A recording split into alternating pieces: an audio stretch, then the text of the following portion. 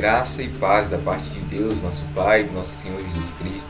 É com muita alegria que damos início a mais um episódio de um podcast pela graça de Deus de número 27, onde nós daremos continuidade aos estudos e às reflexões feitas no Evangelho de Marcos por alguns irmãos, com a participação hoje em especial da nossa vice-presidente da Mocidade aqui em Itabuna, a nossa irmã Zila, que retorna aqui conosco para nos ajudar e nos conduzir nesse estudo e nessa reflexão de hoje. Seja bem-vinda, Zila, graça e paz, como está? Graça e paz, meus irmãos, obrigada pelo convite, Esdras. Que o Senhor esteja com todos acompanhando. Grande alegria estar mais uma vez, aqui com os irmãos, para poder partilhar um pouquinho da palavra tão rica que o Senhor nos dá. Amém. Então, meus irmãos, para o texto de hoje, para o nosso episódio, no capítulo 5, no versículo 35 ao 43. Façamos então a leitura desse texto. Diz assim: Enquanto Jesus ainda falava, chegaram alguns da casa do chefe da sinagoga, dizendo: A sua filha já morreu. Por que você ainda incomoda o mestre? Mas Jesus, sem levar em conta tais palavras, disse ao chefe da sinagoga: Não tenha medo, apenas creia. Jesus não permitiu que ninguém o acompanhasse, a não ser Pedro e os irmãos Tiago e João. Chegando à casa do chefe da sinagoga, Jesus viu o alvoroço, os que choravam e os que pranteavam muito. Ao entrar, disse: Por que vocês estão alvoroçados e chorando? A criança não está morta, mas dorme. E riam-se dele. Mas Jesus, mandando que todos saíssem, levou consigo o pai e a mãe da criança e os que vieram com ele, e entrou onde ela estava. Tomando a criança pela mão, disse: Talita cumi, que quer dizer: Menina, eu digo a você, levante-se. Imediatamente a menina, que tinha 12 anos, se levantou e começou a andar. Então todos ficaram muito admirados. Mas Jesus ordenou-lhes expressamente que ninguém o soubesse e mandou que dessem de comer à menina. Esse é o nosso texto de hoje. Está contigo, Zila. Então, meus irmãos, a gente pode perceber aqui que esse texto ele traz uma ideia central de esperança. O que, na verdade, é bem interessante se a gente pensar no contexto atual que a gente está vivendo de pandemia, esse contexto complicado que a gente está atravessando. Nós temos uma mensagem de esperança aqui nesse texto. Logo no verso inicial, o 35, ele apresenta a continuação do pedido de Jairo, quando Jesus atende. Nesse momento a gente percebe um contraste entre o versículo 35 e o 36, que é a oposição da circunstância que se impõe quanto à fé que a gente tem. Enquanto as pessoas chegaram para noticiar a respeito das circunstâncias que eram ruins, a gente vê Jesus olhando para Jairo e dizendo: não se desespere, creia somente, ou seja, olhe para mim, não olhe para as circunstâncias, não deposite sua confiança nela. Então, esse é o chamado que Cristo traz ainda hoje para cada um de nós, que nós tenhamos em todo o tempo os olhos fixos nele, por mais difíceis que as circunstâncias possam parecer. A gente tem a esperança de que nós temos um Deus que está acima de todas elas, que conduz, que é soberano e que nos ama e tem cuidado de nós. Então, prosseguindo, a gente pode perceber nesse texto que ele vai tratar de alguns aspectos mais evidentemente. Entre eles, a soberania de Deus, a fé de nós, humanos, falhos, a providência divina e a importância de um coração quebrantado diante do Senhor. Logo no verso 37, quando Cristo se desloca até a casa de Jairo, ele não permitiu que todos os discípulos o acompanhassem, mas apenas Pedro e os irmãos Tiago e João, que futuramente seriam as testemunhas oculares desse milagre, e quem repassaria esse milagre para a igreja primitiva, que inclusive foi onde Marcos, na reunião da casa dele, lá no início, quando ainda morava com sua mãe, teve acesso a todos os, digamos assim, depoimentos de Pedro e apreendeu toda essa, digamos assim, essa circunstância da vivência com Jesus Cristo. Por isso que era algo tão precioso para ele.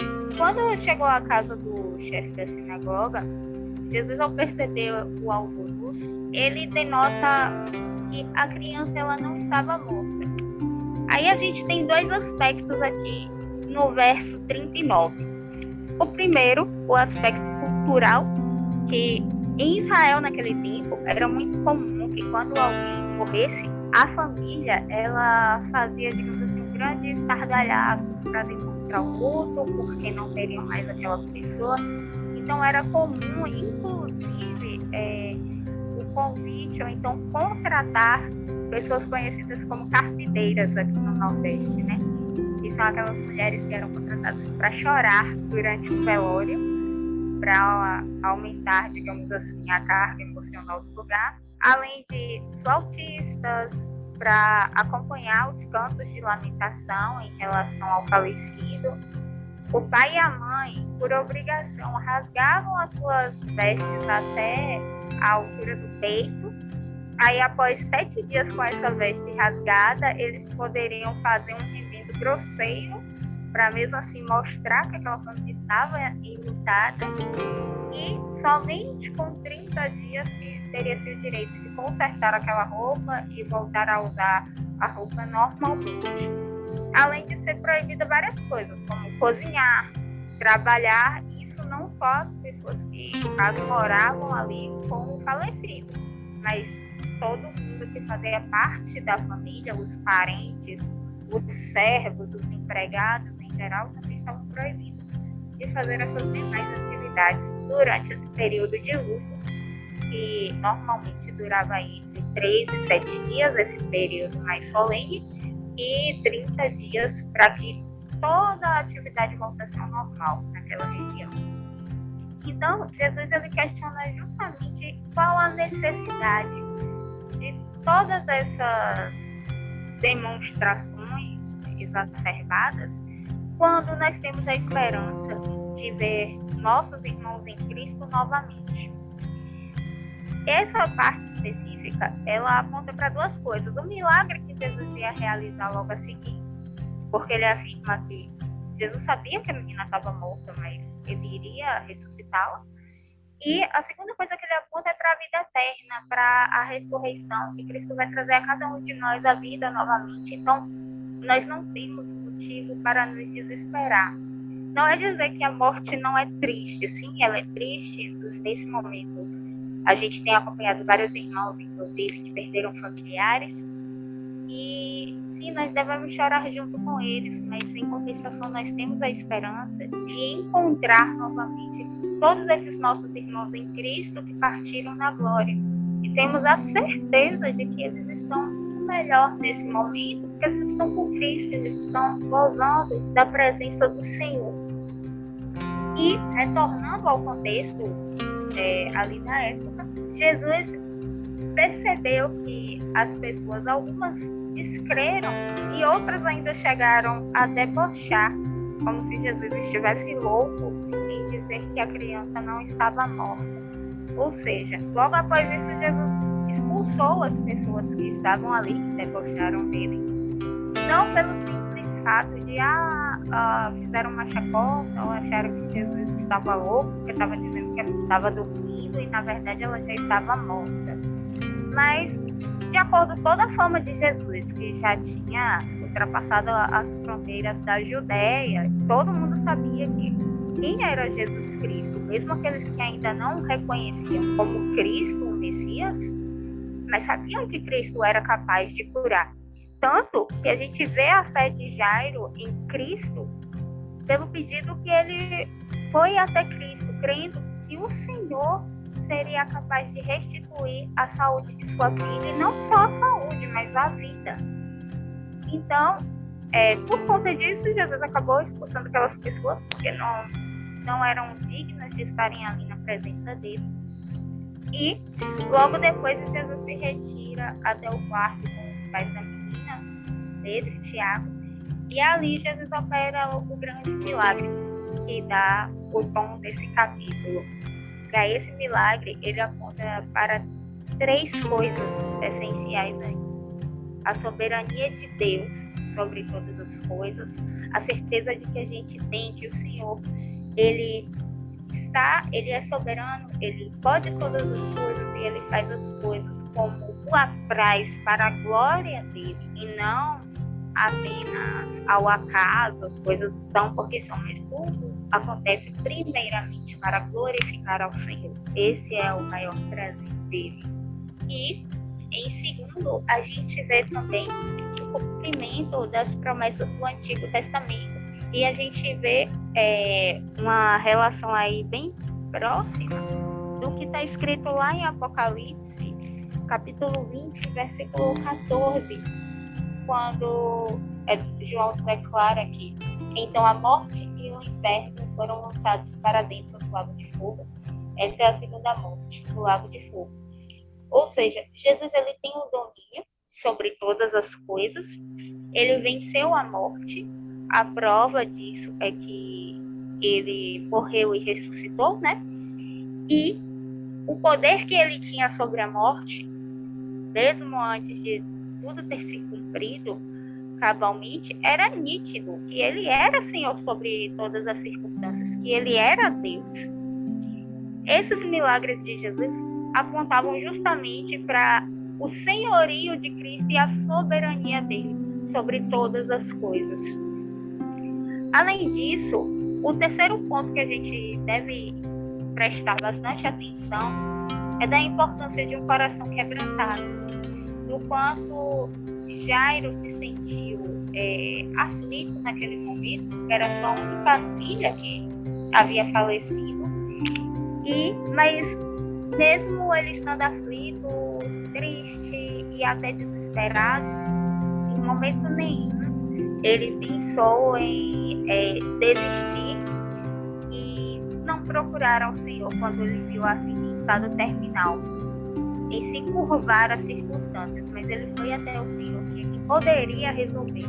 E essa é uma postura que nós precisamos adotar como cristãos, de não nos dobrarmos às circunstâncias, por piores e mais dolorosas que elas sejam, mas que nós temos a um Senhor sobre todas as coisas, que é nosso Pai, que nós podemos recorrer, que nos ama, que tem cuidado de nós e que manifesta o seu amor como ele fez. No momento que ele viu que a fé de Jairo ia vacilar, é tão interessante que ele olha para Jairo e diz: olhe para mim, creia somente, não se importe com o que estão dizendo, olhe para mim e creia, vai ficar tudo bem. E é justamente isso que o Senhor nos diz. Agora, nesse tempo que a gente está enfrentando, que é muito difícil, a gente tem que realmente se esforçar muito mais para manter os olhos fitos em Cristo, na certeza de que, por piores que sejam as circunstâncias que a gente está atravessando nesse momento, de desemprego, morte, doença e outras coisas mais, mas o Senhor é soberano sobre elas. E nós temos a certeza que no tempo certo, Ele é um Deus de providência e Ele jamais desampara os seus.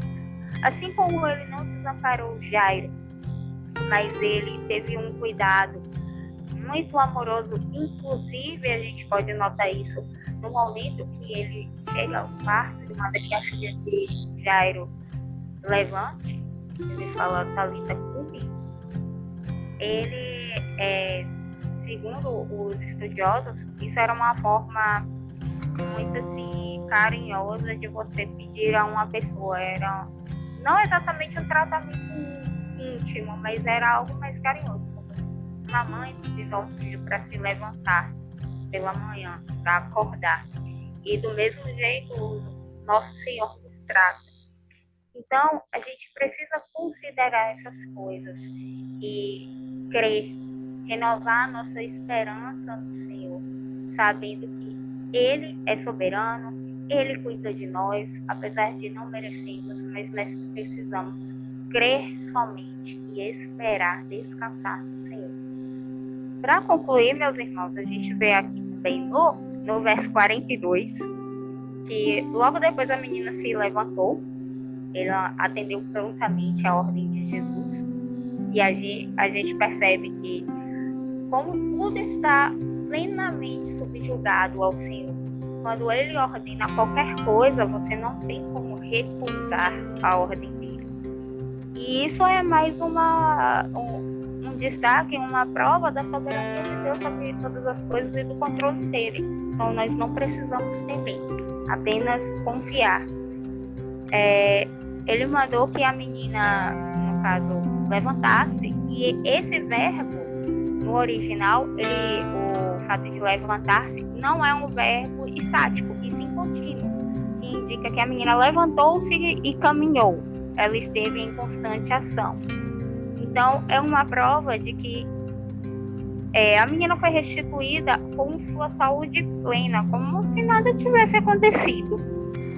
E a gente vê aí o poder do Senhor. O que Ele pode fazer por nós, se Ele quiser? Cabe a nós somente confiar nele. Logo depois, no verso 43, Jesus ele dá uma ordem muito interessante, que ele dá praticamente em todos os milagres que ele realiza, para que ninguém soubesse o que ele fez. E o interessante de por que Jesus dizia essas coisas, se os milagres apontavam para ele como Cristo e para a soberania do Senhor, primeiramente. Por exemplo, como a fama de Jesus já corria muito longe, nos estudos anteriores, os irmãos puderam perceber que a multidão cercava Jesus de tal forma que Jesus já não tinha mais nem como se movimentar, como foi visto na mulher do fluxo de sangue. Então a multidão chegava mesmo a oprimir, literalmente. Não era só uma questão de constranger, era apertar mesmo, todo mundo desesperado ali para receber uma cura, para receber uma graça do Senhor. E as pessoas não tinham mais limites, literalmente físicos, para poder chegar até Cristo. E como Israel esperava por um Messias naquele tempo, as pessoas queriam decretar Jesus como rei, porque para elas é muito interessante ter um rei tão poderoso. Pense, se você tem um rei que é capaz de operar esses milagres, você vai para a guerra, você vai guerrear com qualquer país, matou os soldados, ele pode ir lá e ressuscitar. Então, se nem a morte, que é o maior mal que a gente teme de forma geral, é capaz de pará-lo, ninguém seria. Então, para que não se levantasse uma revolta, uma insurreição em Israel, Jesus, em quase todos os milagres que ele operou, ele dava essa ordem, que não contasse a ninguém, mas que mantivesse em segredo, mesmo sabendo que esse segredo não perduraria por muito tempo. Então, meus irmãos, resumindo, caminhando agora para a conclusão do texto, o que a gente percebe nesse precioso texto aqui, nesse exemplo que o Senhor nos dá através de Marcos, é que nós devemos tirar os nossos olhos das circunstâncias, crer somente que o Senhor, ele é soberano sobre tudo, ele tem cuidado de nós, e que nós devemos ter um coração quebrantado diante do Senhor, porque o Senhor se agrada disso, e ele não rejeita aquele que tem um coração humilde. Então, que nós possamos descansar no Senhor, levar aquilo que tem nos afligido até Ele, e esperar confiantemente que o Senhor vai dar providência, porque Ele nunca, jamais nos desamparará. Disso nós podemos ter a certeza. Então é isso, meus irmãos. Amém. Glória ao Senhor. Que o Espírito Santo de Deus aplique essa palavra no nosso coração, que nós tenhamos a Cristo como nosso doador de vida, né? O autor da nossa fé e da nossa vida.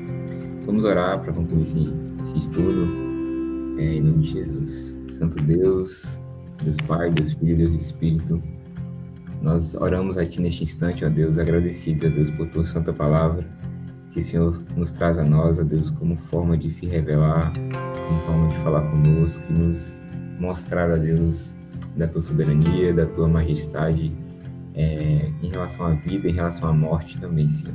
O Senhor é o autor da vida, o Senhor venceu a morte, o Cordeiro de Deus, santo, imaculado, que se entregou em nosso lugar. Ele mostra, né, durante toda a sua vida, durante todo o seu ministério, o poder que ele tem sobre a morte, e o Espírito vivificante de fato estava com ele, né, como a solução da palavra diz. Que a gente possa, Deus, olhar e fixar os nossos olhos nesse Senhor que nós que nos é dado, né, que é o Senhor Jesus Cristo. Que a gente fixe os nossos olhos, nossos corações estejam nele, que nós descansemos incondicionalmente, dependendo da nossa condição, da circunstância que for. Que por mais que dificuldades venham, que crises venham, que no fim a gente olhe para Ti e descanse em Ti, Senhor. Porque a vida é o Senhor. Né? A vida não é o que eu acho que é vida, o que achamos que é vida, mas o que o Senhor, de fato, nos mostra que é o próprio Jesus Cristo. Então que possamos viver nele, ter prazer nele e alegria em servi-lo e em viver para a glória dele. Que assim seja, que o Senhor aplique isso em nossos corações, em nossa vida, na vida de cada um que escutou aqui. Louvamos também pela vida de Zila, Senhor. Muito obrigado, Senhor, pela tua serva, está dedicada, Senhor, na explanação da tua palavra, no estudo e edificando a igreja, Senhor, para a tua glória, Senhor. Nós bendizemos o teu nome neste instante, em nome de Jesus. Amém. Irmãos, esse foi mais um episódio um podcast do número 27, né? Que o Senhor aplique, então, essa palavra aos nossos corações, ao coração de cada um que ouviu até aqui. Nós agradecemos especialmente a vida de Zila por ter se dedicado, aceitado o convite aqui para estar conosco, trazendo esse estudo. Que o Senhor continue usando a serviço do teu reino, a serviço da nossa igreja, para a glória dele, em nome de Jesus. Amém. Eu que agradeço a oportunidade, mais uma vez, e precisando, pode contar comigo. Tamo aí.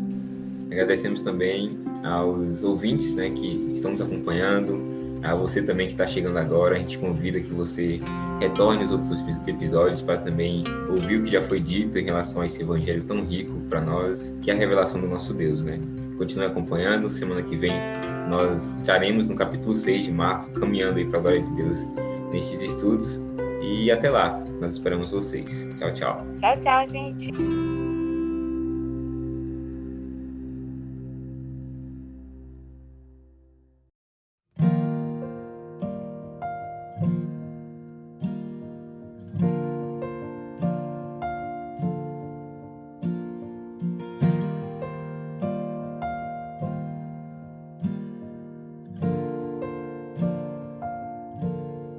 Eu quero ser a expressão do teu amor. Somos teus filhos, queremos ser as tuas mãos. Eu quero ser remido e me parecer com meu Redentor. Ser como Cristo, ser a imagem do meu Criador. Que o teu nome seja exaltado, Jesus. Que o teu nome seja adorado por todos os povos. Que eu não impeça ninguém de te ver, te amar como és. Santificado seja o teu nome, que a terra se prostre em louvor a ti, Jesus.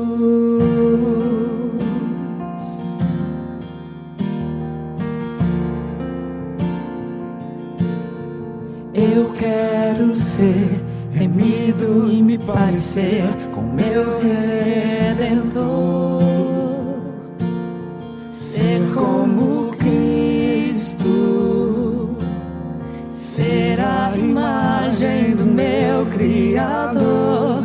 Que o teu nome seja exaltado, Jesus.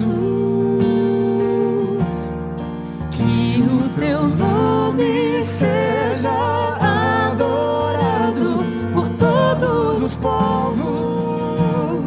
E que eu não impeça ninguém de te ver, te amar como és. Santificado seja o teu nome, que a terra se prostre em louvor